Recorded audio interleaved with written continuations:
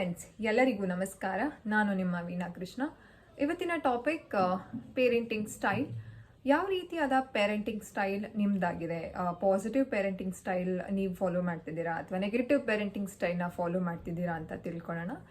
Parenting ಅನ್ನೋದು ನಾವು ಮಗುವಿನ ಒಂದು ಸರ್ವತೋಮುಖ ಬೆಳವಣಿಗೆಯಲ್ಲಿ ಪೋಷಕರಾಗಿ ನಮ್ಮ ಪಾತ್ರ ತುಂಬ ಇಂಪಾರ್ಟೆಂಟ್ ಆಗುತ್ತೆ.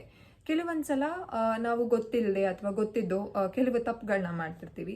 ಅದು ಮಕ್ಕಳ ಒಂದು ಬೆಳವಣಿಗೆಗೆ ಆ ಒಂದು ತಪ್ಪು ಖಂಡಿತವಾಗ್ಲೂ ಪರಿಣಾಮ ಬೀಳ್ತಾ ಇರುತ್ತೆ. ಆದರೆ ನಮ್ಗದು ತಕ್ಷಣಕ್ಕೆ ಅದು ಪರಿಣಾಮ ಬೀಳ್ತಿದೆಯಾ ಅಥವಾ ಪರಿಣಾಮ ಏನು ತೊಂದರೆ ಆಗ್ತಿಲ್ವಾ ಅನ್ನೋದು ಗೊತ್ತಾಗಲ್ಲ. ಆದರೂ ಇದು ಖಂಡಿತವಾಗ್ಲೂ ಮಗುವಿನ ಒಂದು ಬೆಳವಣಿಗೆಗೆ ತೊಂದರೆ ಆಗುತ್ತೆ. ಪೇರೆಂಟಿಂಗ್ ಅನ್ನೋದು ಯಾವುದೇ ರೀತಿಯಾದ ಒಂದು ಡಿಸಿಪ್ಲಿನ್ ಅಲ್ಲ. ಅಂದರೆ ಮಗುನ ಡಿಸಿಪ್ಲಿನ್ ಆಗಿ ಬೆಳೆಸ್ಬಿಟ್ರೆ ಮಾತ್ರ ನಾವು ಪೇರೆಂಟಿಂಗ್ ಚೆನ್ನಾಗಿ ಮಾಡಿದೀವಿ ಅನ್ನುವ ಅರ್ಥ ಪೇರೆಂಟಿಂಗ್ ಅಲ್ಲಿ ಇರೋದಿಲ್ಲ. ಪೇರೆಂಟಿಂಗ್ ಅಂದ್ರೆ ತಂದೆ ತಾಯಿಯಾಗಿ ನಾವು ಏನನ್ನ ರೂಢಿಸ್ಕೊಂಡಿದೀವಿ, ನಾವು ಏನನ್ನ ಅರ್ಥ ಮಾಡ್ಕೊಂಡಿದೀವಿ, ಅಂದ್ರೆ ನಾವು ಎಷ್ಟು ದಿನ ಏನು ಫಾಲೋ ಮಾಡಿದೀವಿ ಅದನ್ನ ಮಗುವಲ್ಲಿ ನಾವು ಬೆಳೆಸೋದು. ಇದು ಒಳ್ಳೆ ರೀತಿಯಾದ ಒಂದು ಸದ್ಗುಣಗಳನ್ನ ನಾವು ಕಲಿತಿದ್ರೆ ಅಥವಾ ಒಳ್ಳೆ ರೀತಿಯಾದ ಒಂದು ಹ್ಯಾಬಿಟ್ಸ್ನ ನಾವು ರೂಢಿ ಮಾಡಿಕೊಂಡಿದ್ರೆ ಅದು ಮಕ್ಕಳಲ್ಲಿ ನಾವು ಅದನ್ನ ಮಕ್ಕಳು ಸಹ ಕಲಿತಾ ಹೋಗ್ತಾರೆ. ಪೇರೆಂಟಿಂಗ್ ಅನ್ನೋದು ಇದು ಮಕ್ಕಳ ಜರ್ನಿ ಅಲ್ಲ. ಆಸ್ ಅ ಪೇರೆಂಟ್ ಆಗಿ ನಾವು it's a new journey for us. ಏನಕ್ಕಂದ್ರೆ ಆದ್ಮೇಲೆ ನಾವು ಪೇರೆಂಟ್ಸ್ ಆಗ್ತೀವಿ.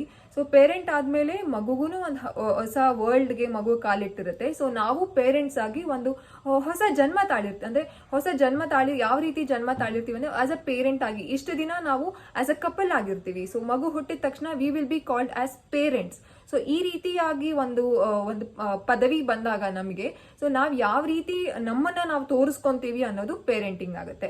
ಇದು ಖಂಡಿತವಾಗ್ಲೂ ಮಕ್ಕಳ ಜರ್ನಿ ಅಲ್ಲ. ಫಸ್ಟ್ ನಮ್ಮನ್ನ ನಾವು ಅರ್ಥ ಮಾಡ್ಕೋಬೇಕಾಗತ್ತೆ. ನಾವು ಕರೆಕ್ಟ್ ಆಗಿದೀವ, ನಾವು ಫಾಲೋ ಮಾಡ್ತಿದೀವ ಎಲ್ಲಾನು. ಅಂಡ್ ಮಕ್ಕಳನ್ನ ಎಕ್ಸಾಂಪಲ್, ಈಗ ನಾನು ಯಾವಾಗ್ಲೂ ಫೋನ್ ಯೂಸ್ ಮಾಡ್ತಿರ್ತೀನಿ, ಮಗು ಮಾತ್ರ ಹೋಗಿ ರೂಮಲ್ಲಿ ಓದ್ಕೊಳ್ಬೇಕು, ಯಾವಾಗ್ಲೂ ಮಗು ತನ್ನ ಹೋಮ್ ವರ್ಕ್ ಬರೀಬೇಕು. So this is not a right approach for parenting. So ಈ ರೀತಿ ಕೆಲವು ತಪ್ಪುಗಳು ಮಾಡ್ತಿರ್ತೀನಿ, ತಪ್ಪುಗಳು ಮಾಡ್ತಿರ್ತೀವಿ. ಸೊ ಇವತ್ತಿನ ಟಾಪಿಕ್ ಅಲ್ಲಿ ಪೇರೆಂಟಿಂಗ್ ಸ್ಟೈಲ್ ಅಲ್ಲಿ ನಾವು ಕೆಲವೊಂದ್ಸಲ ನೆಗೆಟಿವ್ 10 ತಪ್ಪುಗಳನ್ನ ನಾವು ಗೊತ್ತಿದ್ದೋ ಗೊತ್ತಿಲ್ಲದೇನೋ ಮಾಡ್ತಿರ್ತೀವಿ. ಯಾವ 10 ತಪ್ಪುಗಳು? ಈ 10 ತಪ್ಪುಗಳು ಖಂಡಿತವಾಗ್ಲೂ ಮಕ್ಕಳ ಒಂದು ಬೆಳವಣಿಗೆಗೆ ಇದು ಇಂಪ್ಯಾಕ್ಟ್ ಆಗೇ ಆಗಿರುತ್ತೆ ಅಂಡ್ ಆಗುತ್ತೆ.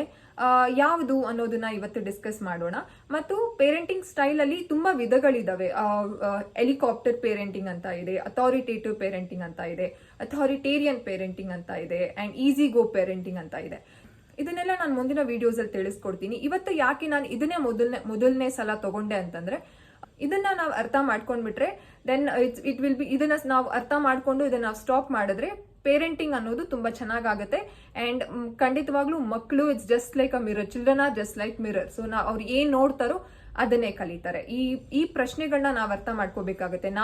ನಾವು ಹೇಗೆ ಮಗು ಮುಂದೆ ಪೋರ್ಟ್ರೇ ಮಾಡ್ಕೊಂತೀವಿ ನಮ್ಮನ್ನ, ಸೊ ಮಗು ಅದೇ ರೀತಿ ಕಲಿಯುತ್ತೆ. ನಾವು ಹೇಳೋದೊಂದು, ನಾವು ಮಾಡೋದೇ ಒಂದು ಇನ್ನೊಂದು. ಆದ್ರೆ ಪೇರೆಂಟಿಂಗ್ ಖಂಡಿತವಾಗ್ಲೂ ನಮ್ಮ parenting at end of the day ಹೇಳೋದೇ ಪೇರೆಂಟಿಂಗ್ ಸ್ಟೈಲ್ ಅವ್ರದ್ದು ಚೆನ್ನಾಗಿಲ್ಲ, ಆ ಮಗುವಿನ ಪೇರೆಂಟಿಂಗ್ ಸ್ಟೈಲ್ ಚೆನ್ನಾಗಿಲ್ಲ. ಕೆಲವು ಮಕ್ಳುಗಳನ್ನ ಒಂದು ಸೊಸೈಟಿಯಲ್ಲಿ ತುಂಬಾ ಒಂದು ಪೇರೆಂಟ್ಸ್ಗೆ ತುಂಬಾ ಒಂದು ವ್ಯಾಲ್ಯೂ ಕೊಡ್ತಾರೆ, ತುಂಬಾ ಚೆನ್ನಾಗಿದೆ, ಒಳ್ಳೆ ಸಂಸ್ಕಾರ ಕಲಿಸಿದ್ದಾರೆ ಮಗುಗೆ, ಒಳ್ಳೆ ಮೌಲ್ಯಗಳನ್ನ ಮಗು ಕೊಟ್ಟಿದ್ದಾರೆ. ಇದೆಲ್ಲಾನು ಅವರು ಫಾಲೋ ಮಾಡ್ತಿರ್ತಾರೆ ಅಂಡ್ ಮಗುನು ಸಹ ಅದನ್ನ ನೋಡಿನೇ ಕಲಿಯುತ್ತೆ. ಮಕ್ಕಳಿಗೆ ನಾವು ಹೇಳ್ಕೊಡೋದಕ್ಕಿಂತ ಮಕ್ಕಳು ನೋಡಿ ಕಲಿಯೋದೇ ಜಾಸ್ತಿ ಇರುತ್ತೆ. ಸೊ ಈ ತಪ್ಪುಗಳು ಯಾವ್ಯಾವ್ದು ಅಂತ ಇವಾಗ ಡಿಸ್ಕಸ್ ಮಾಡೋಣ. ಮೊದಲನೇದು, ಮಕ್ಕಳು ಮುಂದೆ ಜಗಳ ಮಾಡೋದು. ಪೇರೆಂಟ್ ಆಗಿ ಎಲ್ಲರ ಮನೇಲೂ ಜಗಳ ಇದ್ದಿದ್ದೆ, ಎಲ್ಲರ ಮನೇಲೂ ಜಗಳ ಕಾಮನ್, ಇಟ್ಸ್ ಕಂಪ್ಲೀಟ್ಲಿ ನಾರ್ಮಲ್. ಯಾಕೆ ಮಕ್ಕಳು ಮುಂದೆ ಜಗಳ ಮಾಡಬಾರ್ದು? ಆಸ್ ಅ ತಂದೆ ತಾಯಿಯಾಗಿ ಏನೇ ಫೈಟ್ ಇರ್ಬೋದು, ಏನೇ ಮನೆಯಲ್ಲಿ ತೊಂದರೆ ತಾಪತ್ರಯ ಇರ್ಬೋದು, ಮಕ್ಕಳ ಮುಂದೆ ಜಗಳ ಆಡೋದನ್ನ ನಾವು ಸ್ಟಾಪ್ ಮಾಡ್ಬೇಕಾಗತ್ತೆ. ಯಾಕೆ ಸ್ಟಾಪ್ ಮಾಡ್ಬೇಕಾಗತ್ತೆ? ಇಲ್ಲಿ ಅಪ್ಪಂದೇ ಇರ್ಬೋದು ತಪ್ಪು ಅಥವಾ ಅಮ್ಮಂದೇ ಇರ್ಬೋದು ತಪ್ಪು. ಸೊ ಮಗುಗೆ ಒಂದು ಜಡ್ಜ್ಮೆಂಟಲ್ ಅನ್ನೋದು ಮಗುವಿನ ಒಂದು ಇದಕ್ಕೆ ಅಮ್ಮನೇ ತಪ್ಪು ಮಾಡಿದ್ದಾರೆ, ಅಪ್ಪನೇ ತಪ್ಪು ಮಾಡಿದ್ದಾರೆ. ಈಗ ಎಕ್ಸಾಂಪಲ್, ಅಮ್ಮಂದೇ ತಪ್ಪಿರ್ಬೋದು, ಅಪ್ಪ ಏನೋ ಕೋಪದಲ್ಲಿ ಅಮ್ಮಂಗೆ ಬೈಬೋದು, ಅಪ್ಪ what ever it may happen. ಓಕೆನಾ? ಸೊ ಇದು ಮಗುವಿನ ಒಂದು ಮನಸ್ಸಿಗೆ ಇಂಪ್ಯಾಕ್ಟ್ ಆಗುತ್ತೆ. ಓಕೆ, ಅಮ್ಮನೇ ಯಾವಾಗ್ಲೂ ಬೈಸ್ಕೊಂತಿರ್ತಾರೆ, ಅಮ್ಮ ಯಾವಾಗ್ಲೂ ಅಪ್ಪಂಗೆ ಬೈತಿರ್ತಾರೆ. ಈ ಒಂದು ನೋಷನ್ಗೆ ಮಗು ಹೋಗ್ಬಾರ್ದು. ಸೊ ಅದಕ್ಕೋಸ್ಕರ ಮಕ್ಕಳ ಮುಂದೆ ಪೇರೆಂಟ್ಸ್ ಆಗಿ ನೀವು ದಯವಿಟ್ಟು ಜಗಳ ಮಾಡೋದನ್ನ ನಿಲ್ಲಿಸಿ. ಮಕ್ಕಳ ಮುಂದೆ ಹೆಲ್ದಿ ಆರ್ಗ್ಯುಮೆಂಟ್ ಇರಲಿ. ಓಕೆ, ಏನೋ ತಪ್ಪಾಗಿದೆ, ಓಕೆ ನಾವಿಬ್ರು ಸರಿಯಾಗಿ ಅಂದ್ರೆ ನೀವು ಆಮೇಲೆ ಖಂಡಿತವಾಗ್ಲೂ ನಿಮ್ಮ ಒಂದು ಆರ್ಗ್ಯುಮೆಂಟ್ ಇರ್ಬೋದು, ನಿಮ್ಮ ಒಂದು ಫ್ರಸ್ಟ್ರೇಷನ್ ಇರ್ಬೋದು, ನಿಮ್ಮ ಒಂದು ಕೋಪ ಇರ್ಬೋದು, ನಿಮ್ಮ ಇಬ್ಬರ ಮಧ್ಯ ಮಾತ್ರ ಅದಿರ್ಲಿ ಹೊರತು ಮಗು ಮುಂದೆ ಯಾವುದೇ ರೀತಿಯಾದ ಒಂದು ಜಗಳ, ಆರ್ಗ್ಯುಮೆಂಟ್ಸ್, ಅನ್ಹೆಲ್ದಿ ಆರ್ಗ್ಯುಮೆಂಟ್ಸ್ ಇಟ್ಕೋಬೇಡಿ. ಇದು ಮಗುವಿನ ಒಂದು ನಾವ್ ಅನ್ಕೋಬಹುದು ಮಗು ರೂಮಲ್ಲಿ ಇದೆ ಅಥವಾ ಮಗು ಎಕ್ಸಾಂಪಲ್ ಈಗ ಸ್ಕೂಲ್ ಹೋಗಿರೋ ಮಗುಗೂ ಮನೇಲಿ ಆಗಿರೋ ಜಗಳ ಗೊತ್ತಾಗುತ್ತೆ. ಹೇಗ್ ಗೊತ್ತಾಗುತ್ತೆ? ಮಗು ಸ್ಕೂಲಿಂದ ಬಂದ್ಮೇಲೆ ಅಮ್ಮನ್ ರಿಯಾಕ್ಷನ್ಸ್ ನೋಡುತ್ತೆ. ಹೋಗಿ ನಿಮ್ಮಪ್ಪನ್ ಕಾಫಿ ಕೊಡು, ಈ ರೀತಿಯಾದ ಒಂದು ಸ್ಟೇಟ್ಮೆಂಟ್ ಅಮ್ಮನಿಂದ ಬಂದಾಗ, ಅಥವಾ ಈ ರೀತಿಯಾದ ಒಂದು ಕಾನ್ವರ್ಸೇಷನ್, ನಾನು ಅಪ್ಪನ ಹತ್ರ ಮಾತಾಡ್ತಿಲ್ಲ, ನೀನೇ ಹೋಗ್ಬಿಟ್ಟು ಅಪ್ಪನ ಹತ್ರ ಎಷ್ಟೊತ್ತಿಗೆ ಹೋಗ್ತೀವಿ, ನಾಳೆ ಆಚೆಗಡೆ ನಮ್ಮನ್ನ ಕರ್ಕೊಂಡು ಹೋಗ್ತಿದಾರ ಇಲ್ವಾ ಅಂತ ನೀನೇ ಹೋಗಿ ಕೇಳೋಗು, ನಾನ್ ಮಾತಾಡಲ್ಲ ಅನ್ನುವಂತಹ ಒಂದು ಡೈಲಾಗ್ ಅಮ್ಮನಿಂದ ಬಂದಾಗ ಮಗುಗೆ ಗೊತ್ತಾಗುತ್ತೆ ಓಕೆ ಏನೋ ಆಗಿದೆ ಅನ್ನೋದು. ಅದಕ್ಕೋಸ್ಕರನೇ and also it's completely natural ಮನೆಯಲ್ಲಿ ಜಗಳ, ಅದೆಲ್ಲ ನ್ಯಾಚುರಲ್. ಬಟ್ ನಾನು ಯಾವ ರೀತಿ ಹೇಳ್ತಿದ್ದೀನಿ ಅಂತಂದ್ರೆ ಈ ರೀತಿಯಾದ ಜಗಳ, ಅನ್ಹೆಲ್ದಿ ಆರ್ಗ್ಯುಮೆಂಟ್ಸ್ ಖಂಡಿತವಾಗ್ಲೂ ಮಗುವಿನ ಒಂದು ಡೆವಲಪ್ಮೆಂಟ್ ಅಲ್ಲಿ ಇದು ಇಂಪ್ಯಾಕ್ಟ್ ಆಗುತ್ತೆ. ಇದು ಒಂಥರ ನೆಗೆಟಿವ್ ಪೇರೆಂಟಿಂಗ್ ಸ್ಟೈಲ್ಗೆ ಕ್ಯಾಟಗರಿಗೆ ಬರೋದ್ರಿಂದ ಮಕ್ಕಳ ಮುಂದೆ ಸ್ವಲ್ಪ ಜಗಳ ಆಡೋದನ್ನ ಸ್ಟಾಪ್ ಮಾಡಿ, ಬ್ಲೇಮ್ ಮಾಡೋದನ್ನ ಸ್ಟಾಪ್ ಮಾಡಿ. ಯಾವಾಗ್ಲೂ ಅಮ್ಮಂದೇ ತಪ್ಪು, ಯಾವಾಗ್ಲೂ ಅಪ್ಪಂದೇ ತಪ್ಪು, ಈ ರೀತಿಯಾದ ಒಂದು ಬ್ಲೇಮ್ ಮಾಡೋದನ್ನ ನಾವು ಕಡಿಮೆ ಮಾಡಿದ್ರೆ ಮಗುವಿನ ಒಂದು ಡೆವಲಪ್ಮೆಂಟ್ಗೆ ಒಳ್ಳೇದಾಗತ್ತೆ. ಸೆಕೆಂಡ್ ಪಾಯಿಂಟ್ ಬಂದ್ಬಿಟ್ಟು ನೋ ನೆಗೋಸಿಯೇಷನ್ಸ್. ಕೆಲವೊಂದ್ಸಲ ನೋ ನೆಗೋಸಿಯೇಷನ್ಸ್ ಅನ್ನೋದು ಮನೆಯಲ್ಲಿ ಆದಿ ತಪ್ತಾ ಇರುತ್ತೆ. ಯಾವ ರೀತಿ ಅಂತಂದ್ರೆ ಅಮ್ಮ ಹೇಳ್ತಾರೆ ಕೋಲ್ಡ್ ಇದೆ, ಐಸ್ ಕ್ರೀಮ್ ಕೊಡ್ಸೋದ್ ಬೇಡ ಅಂತ. ಅಪ್ಪ ಹೇಳ್ತಾರೆ ಇದು ಪರವಾಗಿಲ್ಲ ಬಿಡು, ಏನಾಗಲ್ಲ, ಐಸ್ ಕ್ರೀಮ್ ತಿನ್ಲಿ ಅನ್ನುವಂತಹ ಒಂದು ಅಪ್ಪ ಹೇಳ್ತಾರೆ. ಇನ್ನೊಂದು ಎಕ್ಸಾಂಪಲ್ ತಗೊಳ್ಳೋದಾದ್ರೆ ಸ್ಕೂಲಿಂದ ಮಗು ಬಂದಿರತ್ತೆ, ಅಪ್ಪ ಮೊಬೈಲ್ ಕೊಟ್ಬಿಟ್ಟಿರ್ತಾರೆ. ಅಮ್ಮನೇ ಇರ್ಬೋದು ಅಥವಾ ಅಮ್ಮನೇ ಕೊಟ್ಟಿರ್ಬೋದು, ಬಿಡು ಪರವಾಗಿಲ್ಲ, ಏನಾಗಲ್ಲ, ಇವಾಗ ಸ್ಕೂಲಿಂದ ಬಂದಿದೆ ಮಗು, ಪರವಾಗಿಲ್ಲ, ಒಂದ್ ಸ್ವಲ್ಪ ಹೊತ್ತು ಆಟ ಆಡ್ಕೊಳ್ಳಿ ಅನ್ನುವಂತಹದ್ದು. ಇದು ಯಾವ ರೀತಿ ಮಗು ಮೇಲೆ ಇಂಪ್ಯಾಕ್ಟ್ ಆಗುತ್ತೆ? ಇದನ್ನ ನೋ ನೆಗೋಸಿಯೇಷನ್ಸ್ ಅಂತ ಕರಿತೀವಿ. ಅಂದ್ರೆ ಅಪ್ಪ ಅಮ್ಮ ಇಬ್ರು ನೆಗೋಸಿಯೇಷನ್ ಮಾಡ್ಕೊಳ್ದೆ ಪೇರೆಂಟಿಂಗ್ ಸ್ಟೈಲ್ ಮಾಡೋದು, ಈ ರೀತಿ ಪೇರೆಂಟಿಂಗ್ ಸ್ಟೈಲ್ ಮಗುಗೆ ಇಂಪ್ಯಾಕ್ಟ್ ಆಗುತ್ತೆ. ಯಾವ ರೀತಿ ಇಂಪ್ಯಾಕ್ಟ್ ಆಗುತ್ತೆ? ಮಗು ಇನ್ಫ್ಲೂಯೆನ್ಸ್ ತಗೊಳ್ಳೋದಕ್ಕೆ ಸ್ಟಾರ್ಟ್ ಮಾಡುತ್ತೆ. ಈಗ ಎಕ್ಸಾಂಪಲ್ ಚಾಕ್ಲೇಟ್ ಕೇಳುತ್ತೆ ಅಥವಾ ವಾಟ್ ಎವರ್ ಏನೋ ಕೇಳುತ್ತೆ, ಅಮ್ಮನ್ ಕೇಳುತ್ತೆ. ಅಮ್ಮ ಏನ್ ಹೇಳ್ತಾರೆ, ಇಲ್ಲ ಬೇಡ ನೆಕ್ಸ್ಟ್ ಟೈಮ್ ಹೋದಾಗ ಕೊಡಿಸ್ತೀವಿ ಅಥವಾ ನೆಕ್ಸ್ಟ್ ಟೈಮ್ ಕೊಡಿಸ್ತೀವಿ ಅನ್ನುವಂತಹ ಒಂದು ಹೇಳಿದಾಗ ಮಗು ಇಂಡೈರೆಕ್ಟ್ ಆಗಿ ಅಪ್ಪನ ಹತ್ರ ಹೋಗಿ, ಅಥವಾ ಹೂ ಎವರ್ ಅಮ್ಮ ಇರ್ಬೋದು ಅಪ್ಪ, ಇಂಡೈರೆಕ್ಟ್ ಆಗಿ ಹೋಗಿ ಯಾರು ಬೇಡ ಅಂದಿರ್ತಾರೋ ಅವ್ರನ್ನ ಬಿಟ್ಟು ನೆಕ್ಸ್ಟ್ ಇನ್ನೊಂದು ಪೇರೆಂಟ್ ಹತ್ರ ಹೋಗಿ ಮಗು ಇನ್ಫ್ಲೂಯೆನ್ಸ್ ತಗೊಳುತ್ತೆ. ಅಂತಂದ್ರೆ ಇಲ್ಲ ನಂಗೆ ಬೇಕು ಪ್ಲೀಸ್, ಪೂಸಿ ಅಂತ ಕರಿತೀವಿ ನಾವು ಅಂದ್ರೆ ಲೇಮ್ಯಾನ್ ಟರ್ಮ್ ಅಲ್ಲಿ.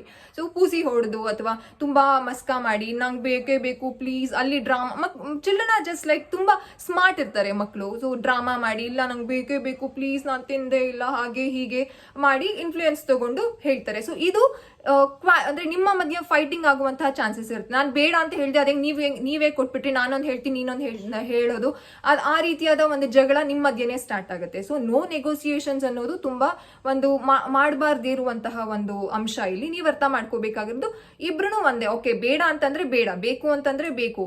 ಇಬ್ರು ನೀವು ಆಸ್ ಅ ಪೇರೆಂಟ್ ಆಗಿ ನೀವಿಬ್ರು ಮಾತಾಡ್ಕೊಂಡು ಮಗುಗೆ ಒಂದು ಮಗು ಆಲ್ಸೋ ಶುಡ್ ನಾಟ್ ಕನ್ಫ್ಯೂಸ್, ಅಂದ್ರೆ ಕನ್ಫ್ಯೂಸ್ ಆಗ್ಬಾರ್ದು ಮಗುನು ಸಹ. ಅಮ್ಮ ಯಾವಾಗ್ಲೂ ಬೇಡ ಅಂತಾನೆ ಹೇಳ್ತಾರೆ, ಸೊ ಅಮ್ಮನ್ ಕೇಳೋದೇ ಬೇಡ. ಸೊ ನೆಗ್ಲೆಕ್ಟೆಡ್ ಪೇರೆಂಟ್ ಆಗ್ಬೇಡಿ ದಯವಿಟ್ಟು. ನಿಮ್ಮ ಮಧ್ಯೆ ಒಂದು ನೆಗೋಸಿಯೇಷನ್ ಅನ್ನೋದು ಇದ್ರೆ ಮಗುಗೂ ಸಹ ಒಳ್ಳೇದಾಗುತ್ತೆ. ಪಾಯಿಂಟ್ ಬಂದ್ಬಿಟ್ಟು ಹಾರ್ಶ್ ಪನಿಷ್ಮೆಂಟ್. ಇದು ತುಂಬಾ ಇಂಪ್ಯಾಕ್ಟ್ ಆಗುತ್ತೆ ಮಗುವಿನ ಒಂದು ಡೆವಲಪ್ಮೆಂಟ್ಗೆ, ಗ್ರೋತ್ಗೆ. ಯಾವ ರೀತಿ ಹಾರ್ಶ್ ಪನಿಷ್ಮೆಂಟ್? ಎಕ್ಸಾಂಪಲ್ ಕೊಡೋದಾದ್ರೆ ಬೆಂಗಳೂರಲ್ಲಿ ಇದು ಜುಲೈ 2023 ಅಲ್ಲಿ ನಡೆದಿರುವಂತಹ ಒಂದು ಇನ್ಸಿಡೆಂಟ್. ಏನು ಅಂತಂದ್ರೆ ಮನೆಗೆ ರಿಲೇಟಿವ್ಸ್ ಬಂದಿರ್ತಾರೆ. ಆ ರಿಲೇಟಿವ್ಸ್ ಮುಂದೆ ಮಗು ಚಾಕ್ಲೇಟ್ ಕೇಳುತ್ತೆ ಅಪ್ಪ ಇಲ್ಲ ಚಾಕ್ಲೇಟ್ ಇಲ್ಲ ಅಂತ ಹೇಳ್ತಾರೆ. ಅಂಡ್ ಮಗು ತುಂಬಾ ಹಠ ಮಾಡುತ್ತೆ, ಅಂಡ್ ಇಲ್ಲ ನಂಗೆ ಚಾಕ್ಲೇಟ್ ಬೇಕೇ ಬೇಕು ಅನ್ನುವಂತಹ ಒಂದು ಹಠ ಮಾಡುತ್ತೆ. ಅಪ್ಪ ಇಲ್ಲ ಚಾಕ್ಲೇಟ್ ಕೊಡ್ಸಲ್ಲ ಅಂದ್ರೆ ಕೊಡ್ಸಲ್ಲ, ಇಲ್ಲ ಆಗಲ್ಲ ಕೊಡ್ಸಲ್ಲ ಅನ್ನುವಂತಹ ಒಂದು ರಿಪ್ಲೈ ಬರುತ್ತೆ ಅಪ್ಪನಿಂದ. ಅಂಡ್ ಅಮ್ಮ ಏನು ಇಂಟರ್ಫಿಯರ್ ಆಗಲ್ಲ ಇದಕ್ಕೆ.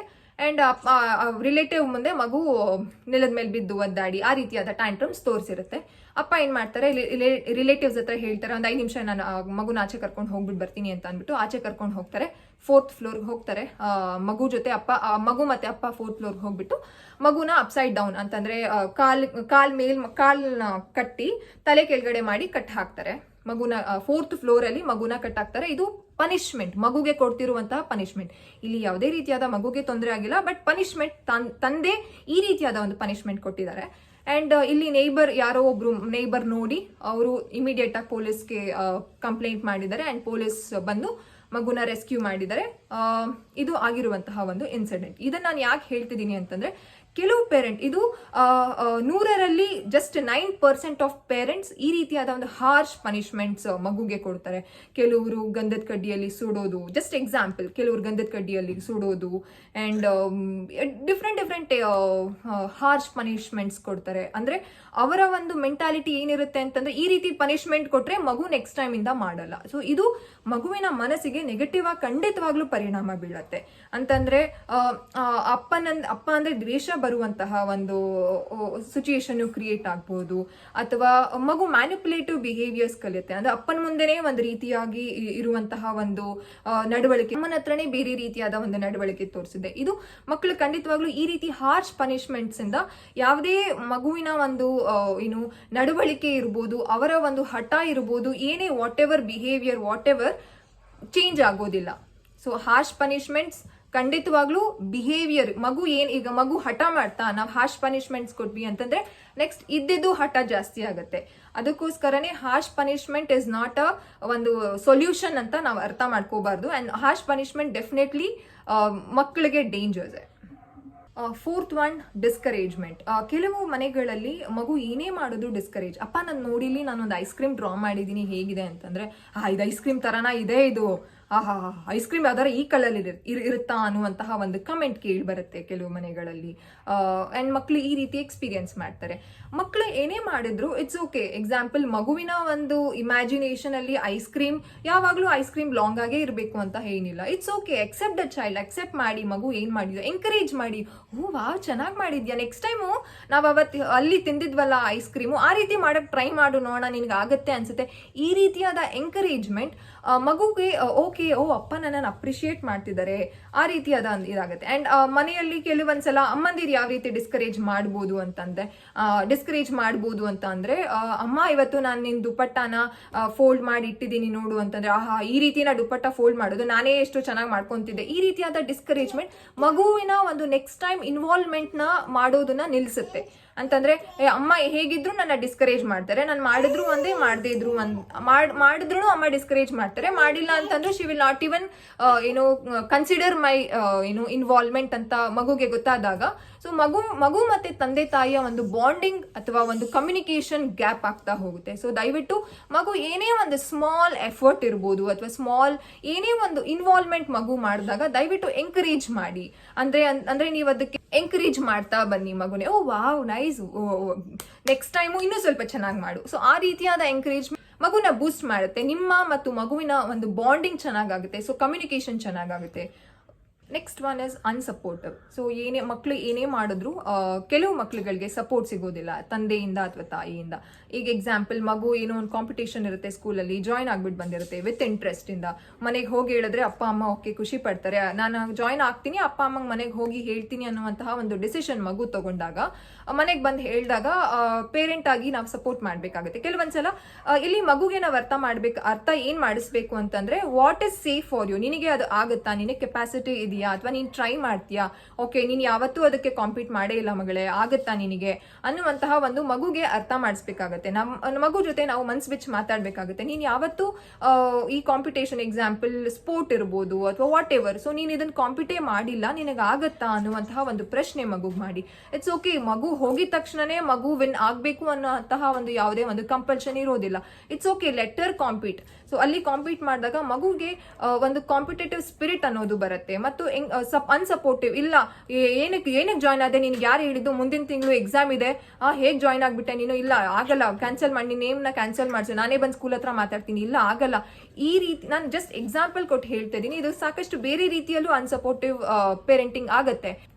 ಕೆಲವು ಮಕ್ಳುಗಳು ಸೋಷಿಯಲ್ ಮೀಡಿಯಾ ಅಥವಾ ವಾಟ್ ಎವರ್ ಅವ್ರ ಇಂಟ್ರೆಸ್ಟ್ ಇದ್ದಾಗ ಅವ್ರು ಏನೋ ಒಂದು ಮಾಡೋದಕ್ಕೆ ಟ್ರೈ ಮಾಡ್ತಿರ್ತಾರೆ.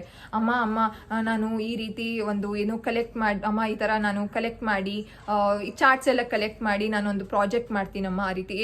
ಅದೆಲ್ಲ ಏನು ಬೇಡ, ನಿನ್ಗೆ ಅದೆಲ್ಲ ಏನು ಬರಲ್ಲ ಅಂತ ನನಗೆ ಗೊತ್ತಿದೆ, ನೀನು ಆರಾಮಾಗಿ ಜಸ್ಟ್ ಹೋಮ್ ವರ್ಕ್ ಮಾಡ್ಕೊಂಡು ಸ್ಕೂಲ್ ಏನಿದೆಯೋ ನೋಡ್ಕೊ, ಫಸ್ಟ್ ಟೆಸ್ಟ್ ಇದೆ ಅದಕ್ಕೆ ಓದು, ಎಕ್ಸಾಮ್ ಇದೆ ಅದಕ್ಕೆ ಓದು, ಎಕ್ಸಾಮ್ ಇನ್ನೇನು ಹತ್ರ ಬರ್ತಿದೆ, ನೀನು ಏನು ಬೇರೆ ಏನು ಮಾಡಬೇಡಮ್ಮ, ಜಸ್ಟ್ ಸ್ಕೂಲ್ ಏನಿದೆಯೋ ಅದನ್ನ ನೋಡು ಮಾಡು, ನೀನ್ ಬೇರೆ ಏನು ಮಾಡಬೇಡ, ಈ ರೀತಿಯಾದ ಒಂದು ಸಪೋರ್ಟ್ ಮಾಡಿಲ್ಲ ಅಂತಂದ್ರೆ ಮಗು ಇಂಟ್ರೆಸ್ಟ್ ತೋರಿಸೋದಕ್ಕೆ ಮಗುಗೆ ಒಂದು ಆಸಕ್ತಿ ಬರೋದಿಲ್ಲ. ಮತ್ತು ಮಗು ಏನೇ ಮಾಡಬೇಕು ಅಂತ ಅಂದ್ರೂ ಓಕೆ ನನಗೆ ಎಂಕರೇಜ್ಮೆಂಟೇ ಅನ್ನೋದೇ ಸಿಗೋದಿಲ್ಲ. ಇದು ಖಂಡಿತವಾಗ್ಲೂ ಸಪೋರ್ಟ್ ಮಾಡಿ ಮಗುಗೆ.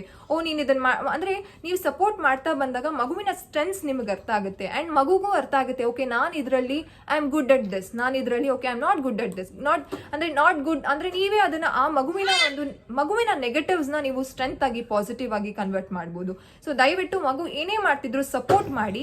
ಅಂಡ್ ಆಲ್ಸೋ ಆ ಒಂದು ಮಗು ಮಾಡ್ತಿರುವಂತಹ ಒಂದು ಕೆಲಸಕ್ಕೆ ಅಥವಾ ಒಂದು ಟಾಸ್ಕ್ ಏನೇ ವಾಟ್ ಎವರ್ ಮಗು ಏನ್ ಇನ್ವಾಲ್ವ್ ಆಗಿ ಮಗು ತನ್ನನ್ನು ತಾನು ತೊಡಗಿಸ್ಕೊಂತಿದ್ದೋ ಆ ರೀತಿಯಾದ ಒಂದು ಟಾಸ್ಕ್ಗೆ ನೀವು ಅರ್ಥ ಮಾಡಿಸಿ, ಇದು ನಿನ್ನ ಇದು ನೀನ್ ಮಾಡುವಂತಹ ಒಂದು ಆಕ್ಟಿವಿಟೀಸ್ ಅಲ್ಲ ಅಮ್ಮ, ಅಥವಾ ಅರ್ಥ ಮಾಡಿಸ್ತಾ ಬಂದ್ರೆ ಖಂಡಿತವಾಗ್ಲೂ ಮಗುನು ಅರ್ಥ ಮಾಡ್ಕೊಡುತ್ತೆ. ಕೆಲವೊಂದ್ಸಲ ನಾವು ಮಗುಗೆ ಎಷ್ಟೇ ಹೇಳಿದ್ರು ಇಲ್ಲ ಅಪ್ಪ ನಾನು ಇದಕ್ಕೆ ಜಾಯಿನ್ ಆಗ್ಲೇಬೇಕು ಪ್ಲೀಸ್ ಪ್ಲೀಸ್ ಈ ರೀತಿ ಹಠ ಮಾಡಿದಾಗ it's okay, let her understand. ಮಗು ಅದರಲ್ಲಿ ಪಾರ್ಟಿಸಿಪೇಟ್ ಮಾಡ್ಲಿ and if she win also fine, if she lose also fine. So ಮಗು ಪಾರ್ಟಿಸಿಪೇಟ್ ಮಾಡಿದಾಗ ಮಗುಗೆ ಅರ್ಥ ಆಗುತ್ತೆ, ಓಕೆ ಇದನ್ನೇ ಅಪ್ಪ ಹೇಳಿದ್ದು ಅನ್ನೋದು. So let children learn by doing. So ಮಗು ಎಷ್ಟು ಅವ್ರನ್ನ ತನ್ನನ್ನು ತಾನು ತೊಡಗಿಸ್ಕೊಂಡು ಮಗು ಮಾಡುತ್ತೋ ಆಕ್ಟಿವಿಟಿ ಇರ್ಬೋದು, ವಾಟ್ ಎವರ್ ಏನೇ ಆಕ್ಟಿವಿಟಿ ಇರ್ಬೋದು ಮಾಡಿದಾಗ they will learn by doing. So ದಯವಿಟ್ಟು ಸಪೋರ್ಟ್ ಮಾಡಿ ಮಕ್ಕಳಿಗೆ. Next is unhealthy life style. Unhealthy life style ಯಾವ ರೀತಿ ಮಗುಗೆ ಇಂಪ್ಯಾಕ್ಟ್ ಆಗುತ್ತೆ ಅಂದರೆ, ಕೆಲವೊಂದ್ಸಲ ನಾವು ವಾಟ್ ಎವರ್ ಜಂಕ್ ಫುಡ್ ಇರ್ಬೋದು ಅಥವಾ ವಾಟ್ ಎವರ್ ಅನ್ಹೆಲ್ದಿ ಲೈಫ್ ಸ್ಟೈಲ್ನ ನಾವು ಅಳವಡಿಸ್ಕೊಂಡಿದ್ರೆ ಅದನ್ನ ಮಗುಗೆ ಕೊಡೋದಕ್ಕೆ ನಾವು ಪೇರೆಂಟ್ ಆಗಿ ಇಲ್ಲ ಮಗುಗೆ ಅದು ಹಾರ್ಮ್ ಆಗುತ್ತೆ, ಮಗುಗೆ ಬೇಡ ಅನ್ನುವಂತಹ ಒಂದು ಅಂಡರ್ಸ್ಟ್ಯಾಂಡಿಂಗಲ್ಲಿ ನಾವಿರ್ತೀವಿ. ಆ್ಯಂಡ್ ಅನ್ಹೆಲ್ದಿ ಲೈಫ್ ಸ್ಟೈಲಲ್ಲಿ ಡ್ರಿಂಕಿಂಗ್, ಸ್ಮೋಕಿಂಗ್, ಅದರ್ ಆಸ್ಪೆಕ್ಟ್ಸು ಸಹ ಬರುತ್ತೆ. ಜಂಕ್ ಫುಡ್ ಮ್ಯಾಟರ್ ತಗೊಳ್ಳೋದಾದ್ರೆ ಕೆಲವೊಂದ್ಸಲ ನಾವು ಮಗುಗೆ ಜಂಕ್ ಫುಡ್ನ ಕೊಡೋದಕ್ಕೆ ಇಷ್ಟಪಡೋದಿಲ್ಲ, ಇಲ್ಲ ಮಗುಗೆ ಬೇಡ, ಮಗುಗೆ ಆರೋಗ್ಯ ಕೆಡುತ್ತೆ, ಹೊಟ್ಟೆ ಕೆಡುತ್ತೆ ಆ್ಯಂಡ್ ಪಾಟಿಗೆ ಪ್ರಾಬ್ಲಮ್ ಆಗುತ್ತೆ ಅನ್ನುವಂತಹ ಒಂದು ಇದರಲ್ಲಿ ನಾವು ಮಗುಗೆ ಮಾತ್ರ ಹೆಲ್ದಿ ಫುಡ್ನ ಕೊಟ್ಟು ನಾವು ಅನ್ಹೆಲ್ದಿ ಫುಡ್ ಅಂದರೆ ನಾವು ಅಭ್ಯಾಸ ಆಗಿರೋದ್ರಿಂದ ಕೆಲವೊಂದ್ಸಲ ನಾವು ಅದಕ್ಕೆ ಅಡಿಕ್ಟ್ ಆಗಿರೋದ್ರಿಂದ, ಅಭ್ಯಾಸ ಆ್ಯಂಡ್ ಅಡಿಕ್ಟ್ ಆಗಿರೋದ್ರಿಂದ ನಾವು ಅದನ್ನು ತಿಂತಿರ್ತೀವಿ. ಸೊ ಇದರಿಂದ ಮಗುಗೆ ಒಂದು ಅರ್ಥ ಆಗುತ್ತೆ ನನಗೆ ಮಾತ್ರ ಕೊಡೋದು. ಮಗುಗೆ she or he will not understand that ಏನು ನನಗೆ ಮಾತ್ರ ನನ್ನ ಹೆಲ್ತ್ಗೋಸ್ಕರ ಅಪ್ಪ ಅಮ್ಮ ಕೊಡ್ತಿಲ್ಲ ಅನ್ನೋದಕ್ಕಿಂತ ಮಗುಗೆ ಏನು ಅರ್ಥ ಆಗುತ್ತೆ, ಅಪ್ಪ ಅಮ್ಮ ಮಾತ್ರ ತಿಂತಾರೆ ನನಗೆ ಮಾತ್ರ ಕೊಡಿಸೋದಿಲ್ಲ ಅನ್ನುವಂತಹ ಒಂದು ಹಠ ಜಾಸ್ತಿ ಆಗುತ್ತೆ. ಸೊ ಇದರಿಂದ ಟ್ಯಾಂಟ್ರಮ್ಸ್ ಶುರು ಆಗ್ಬೋದು. ಸೊ ದಯವಿಟ್ಟು ಹೆಲ್ದಿ ಲೈಫ್ ಸ್ಟೈಲ್ಸ್ನ ಫಾಲೋ ಮಾಡಿ. ನೀವೇನು ಮಗುಗೆ ನೀವು ಮಗುನ ಯಾವ ರೀತಿ ನೀವು ಪೇರೆಂಟಿಂಗ್ ಮಾಡೋದಕ್ಕೆ ಟ್ರೈ ಮಾಡ್ತಿದ್ದೀರಾ, ಮಗುವಿಂದ ನೀವು ಏನು ಎಕ್ಸ್ಪೆಕ್ಟ್ ಮಾಡ್ತಿದ್ದೀರೋ ನೀವು ಅದೇ ರೀತಿ ಇರೋದಕ್ಕೆ ಟ್ರೈ ಮಾಡಿ. ಸೊ ಇದರಿಂದ ಮಗುಗೂ ಅರ್ಥ ಆಗುತ್ತೆ ದಟ್ ಓಕೆ ಅಪ್ಪ ಅಮ್ಮನೂ ಇದೇ ಫಾಲೋ ಮಾಡ್ತಿದ್ದಾರೆ, ನಾನು ಇದೇ ಫಾಲೋ ಮಾಡ್ತಿದ್ದೀನಿ. ಕೆಲವೊಂದ್ಸಲ ಹೇಳುವಂಥ ಅವಶ್ಯಕತೆನೇ ಇರೋದಿಲ್ಲ. ನೆಕ್ಸ್ಟ್ ಒನ್ ಇಸ್ ಮಗುನ ಯಾವುದಕ್ಕೂ ಇನ್ವಾಲ್ವ್ ಮಾಡ್ಕೊಳ್ಳದೆ ಇರೋದು. ಎಕ್ಸಾಂಪಲ್ ಮಗು ಅಡುಗೆ ಮನೆಗೆ ಬಂದು ಅಮ್ಮಂಗೆ ಹೆಲ್ಪ್ ಮಾಡ್ತೀನಿ, ಇಲ್ಲ ಬೇಡ ನೀನು ಇಲ್ಲಮ್ಮ ಬೇಡ ನಾನೇ ಮಾಡ್ಕೊತೀನಿ, ನೀನು ಮಾಡಿ ಇಲ್ಲಿ ಏನು ಮೆಸ್ಸಿ ಮಾಡೋದು ಬೇಡ ನಾನೇ ಎಲ್ಲ ಮಾಡ್ಕೊತೀನಿ ಅನ್ನುವಂತಹ ಒಂದು ರಿಪ್ಲೈ ಅಮ್ಮನಿಂದ ಬರ್ಬೋದು. ಅಪ್ಪನ ಹತ್ರ ಅಪ್ಪ ಪ್ಲೀಸ್ ಅಪ್ಪ ನಾನು ನಿಮ್ಮ ಜೊತೆ ಕಾರ್ ತೊಳೆಯೋದಕ್ಕೆ ಬರ್ತೀನಿ ಪ್ಲೀಸ್ ನಾನು ಹೆಲ್ಪ್ ಮಾಡ್ತೀನಿ. ಸೊ ಅವಾಗ ಅಪ್ಪ ಏನೇ ಹೇಳ್ಬೋದು, ಬೇಡ ನೀನು ಸ್ಕ್ರ್ಯಾಚ್ ಮಾಡಿಬಿಡ್ತೀಯಾ, ಕಾರ್ನೆಲ್ಲ ಉಜ್ಜಿ ಸ್ಕ್ರ್ಯಾಚ್ ಮಾಡಿಬಿಡ್ತೀಯಾ, ನಿಂಗೆ ಗೊತ್ತಾಗಲ್ಲ, ಬೇಡ ನಾನೇ ಮಾಡ್ಕೊತೀನಿ ನೀನೇನು ಬರಬೇಡ. ಸೊ ಈ ರೀತಿ ಇನ್ವಾಲ್ವ್ ಮಾಡ್ಕೊಳ್ದೇ ಇದ್ರೆ ಮಗುಗೆ ನೆಕ್ಸ್ಟ್ ಟೈಮ್ ಇಂದ ಮಗು ಒಂದು ನಿಮ್ಮ ಹತ್ರ ಒಂದು ಕಮ್ಯುನಿಕೇಶನ್ಸ್ ಮಗು ಮಾಡೋದನ್ನ ಕಡಿಮೆ ಮಾಡಿ, ನಿಮ್ಮ ಹತ್ರ ಮಗು ಎಕ್ಸ್ಪ್ರೆಸಿವ್ ಮಾಡ್ಕೊಳ್ಳೋದನ್ನ ಮಗು ಕಡಿಮೆ ಮಾಡ್ತಾ ಬರುತ್ತೆ. ಮತ್ತು ಅಂದ್ರೆ ಮಗುಗೆ ಒಂದು ಎಕ್ಸ್ಪ್ಲೋರೇಷನ್ಗೆ ಚಾನ್ಸೇ ಕೊಡೋದಿಲ್ಲ. ಖಂಡಿತವಾಗ್ಲೂ ಮಕ್ಕಳು ಮೆಸ್ಸಿ ಮಾಡೇ ಮಾಡ್ತಾರೆ, ಮಿಸ್ಟೇಕ್ಸ್ ಮಾಡ್ಬೋದು ಮಕ್ಕಳು, ಬಟ್ ಈ ಎಕ್ಸ್ಪ್ಲೋರೇಷನ್ಸ್ಗೆ ನಾವು ಚಾನ್ಸ್ ಕೊಟ್ಟಾಗ ಮಗುವಿನ ಒಂದು ಕೆಪಾಸಿಟೀಸ್ ನಮಗೆ ಗೊತ್ತಾಗುತ್ತೆ, ಅವರ ಇಂಟ್ರೆಸ್ಟ್ ಯಾವ್ದ್ರಲ್ಲಿ ಜಾಸ್ತಿ ಇದೆ ಅಂತ ಗೊತ್ತಾಗುತ್ತೆ. And also they will be involved. ಅವ್ರು ಇನ್ವಾಲ್ವ್ ಆದಾಗ ಆ ಕಮ್ಯುನಿಕೇಶನ್ಸ್ ಚೆನ್ನಾಗಿರುತ್ತೆ, ಅಮ್ಮ ಮಧ್ಯ ಅಪ್ಪ ಮಧ್ಯ, ಈ ರೀತಿ ತಂದೆ ತಾಯಿಯ ಬಾಂಡಿಂಗ್ ಚೆನ್ನಾಗಿರುತ್ತೆ ಮಗು ಜೊತೆ. ದಯವಿಟ್ಟು ಮಗುನ ಇನ್ವಾಲ್ವ್ ಮಾಡ್ಕೊಳ್ಳಿ. ನೀವು ಏನೇ ಕೆಲಸ ಮಾಡ್ತಿದ್ರು ಮಗುನು ಇನ್ವಾಲ್ವ್ ಮಾಡ್ಕೊಳ್ಳಿ.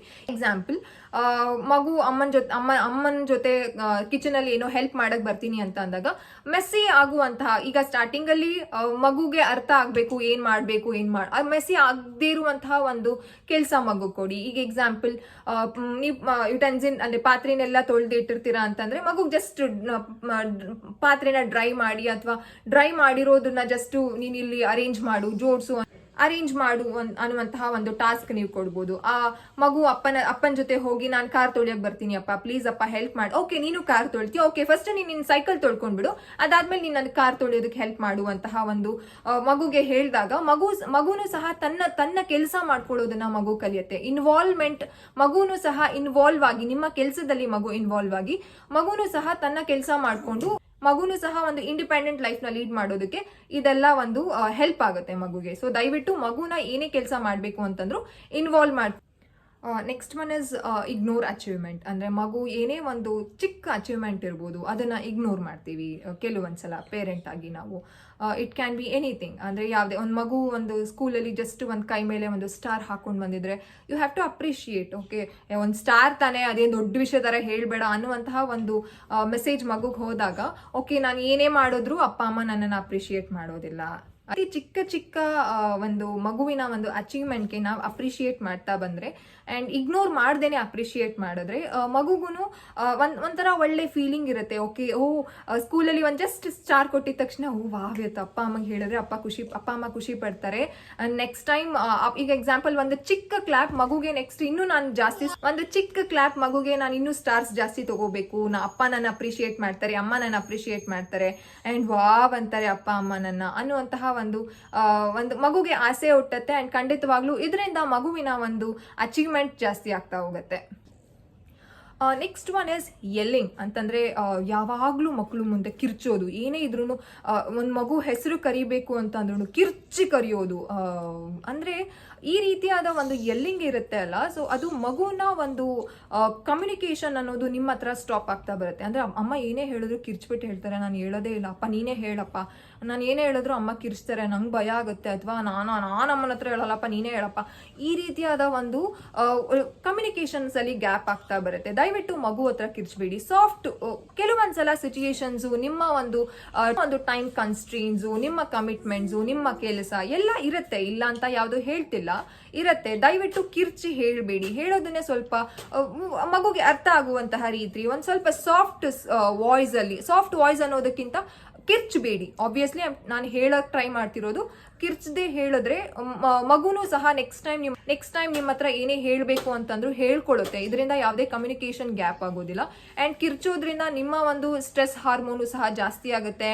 ಆ್ಯಂಡ್ ಯು ಡೋಂಟ್ ನೋ, ಒಂದ್ಸಲ ಕಿರ್ಚಿದಾಗ ಮಗುನು ನಿಮ್ಗೆ ಅದೇ ರೀತಿ ರಿಪ್ಲೈ ಬ್ಯಾಕ್ ಮಾಡಬಹುದು ಅಲ್ವಾ. So we don't know, children are just like mirrors. ಅವ್ರು ಏನ್ ನೋಡ್ತಾರೋ ಅದನ್ನೇ ಕಲಿತಿರೋದ್ರಿಂದ parenting is just like that. ಮಗು ನಾವೇನ್ ಮಾಡ್ತೀವೋ ನಮ್ಮ ಮಕ್ಳು ಅದನ್ನೇ ಮಾಡ್ತಿರ್ತಾರೆ.